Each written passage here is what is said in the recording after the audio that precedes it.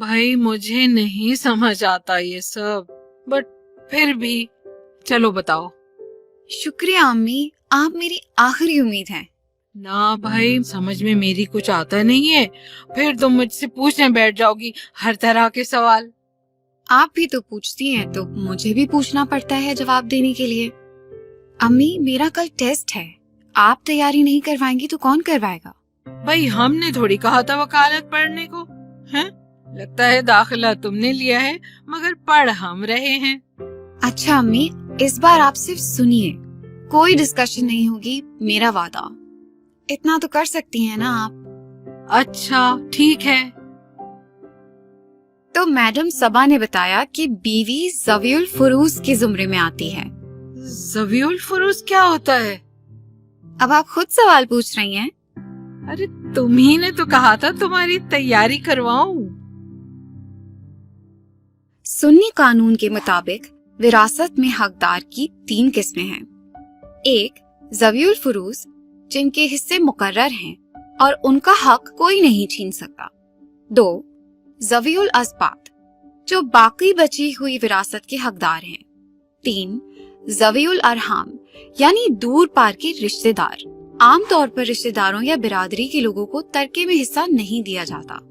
ये सिर्फ ज़वीउल फुरूज और अस्बात की गैर मौजूदगी में विरासत में हिस्सेदार बनते हैं। गैर मौजूदगी यानी जैसे रफा भाई दुबई में थे जब उनके अब्बा मरे थे और उनके भाइयों ने उनकी जायदाद का हिस्सा खा लिया था, है ना? नहीं, यानी तरके में सबसे पहला हक ज़वीउल फुरूज का है। औलाद के अलावा भी कोई इसका हकदार है? बिल्कुल, इनकी कुल तादाद 12 है, जिनमें 4 मर्द और 8 औरतें हैं। रुकें, मैंने अपनी कॉपी में सब लिखा था। मर्द शौहर, बाप, दादा या नाना और मादरी भाई हैं? मादरी भाई? औरतें बीवी, माँ, नानी या दादी, बेटी, बेटी की बेटी, सगी बहन, पिदरी बहन, मादरी बहन। ये मादरी पिदरी भाई बहन क्या मतलब? क्या मतलब? देखो, ये मादरी पिदरी भाई बहन क्या मतलब? कोई तुमसे बोलेगा कि तुम मेरी बेटी हो तो तुम बोलोगी कि मादरी बेटी हूँ।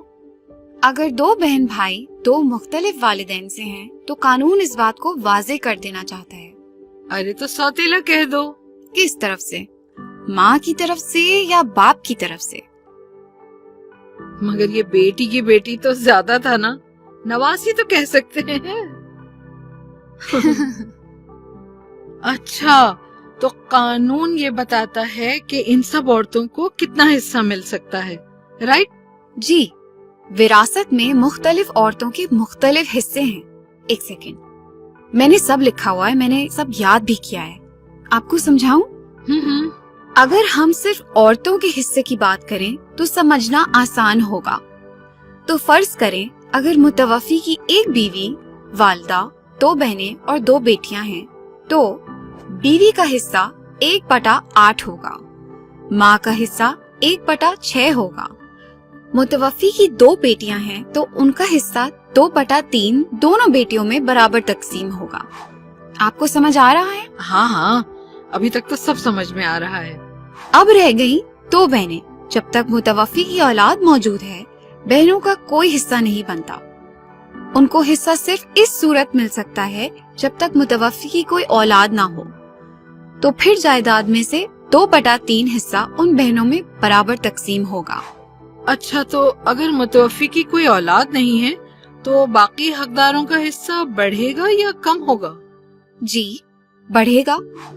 औलाद ना होने की सूरत में बीवी का हिस्सा 1/4 होगा, माँ का हिस्सा 1/3 होगा। बहनों में भी पिदरी और मादरी बहनों का हिस्सा मुख्तलिफ होगा। जैसे एक पिदरी बहन या सगी बहन है तो विरासत का आधा हिस्सा मिलेगा। 1 से जायद है तो 2/3 हिस्सा सब बहनों में बराबर तकसीम होगा। एक मादरी या सौतेली बहन है तो 1/6 हिस्सा मिलेगा और 1 से जायद बहनें हैं तो 1/3 हिस्सा सब बहनों में बराबर तकसीम होगा। तो मतलब पिदरी या मादरी बहनों का हक तब बनता है जब मुतवफ़ी की कोई औलाद ना हो, है ना? जी बिल्कुल, और ये भी ज़वीउल फुरूज में शामिल है। اگر متوفی کے والدین وفات پا گئے ہوں تو ذوی الاسبات میں شامل افراد نانی یا دادی حیات ہیں تو ان کو جائیداد میں سے 1/6 حصہ ملے گا، اور اگر بیٹے کی بیٹی ہو اور بیٹا وفات پا گیا ہو تو بیٹی کو جائیداد کا آدھا حصہ ملے گا، اور اگر ایک سے زائد بیٹی ہو تو 2/3 حصہ سب بیٹیوں میں برابر تقسیم ہوگا۔ اگر متوفی کا بیٹا ہو تو پھر باقی بہنوں کو کتنا حصہ ملے گا؟ اگر بیٹا ہے تو بیٹیوں کو بیٹے کے حصے کا آدھا حصہ ملتا ہے۔ مگر شمو خالہ ہے نا، پچھلی گلی والی، پتا ہے ان کے بھائی نے ان کا حصہ کھا لیا تھا۔ یہ بتاؤ کہ انہیں اب کیا کرنا چاہیے؟ انہیں قانون کا سہارا لینا چاہیے اور اپنی عرضی کورٹ میں پیش کرنی چاہیے۔ وہ منقولہ اور غیر منقولہ جائیداد میں اپنے حق کے لیے ایک مشترکہ عرضی بھی داخل کر سکتی ہیں، لیکن اس سے زیادہ معلومات مس صبا فراہم کر سکتی ہیں۔ کتنی عجیب سی بات ہے نا، ہمیں یہ سب پتا بھی نہیں تھا۔ انیقا بیٹا، میں اگر محلے میں چائے کا اہتمام کروں تو کیا تم یہ سب کو سمجھاؤ گی؟ جی کیوں نہیں، بلکہ میں مس صبا کو بھی دعوت دے دوں گی۔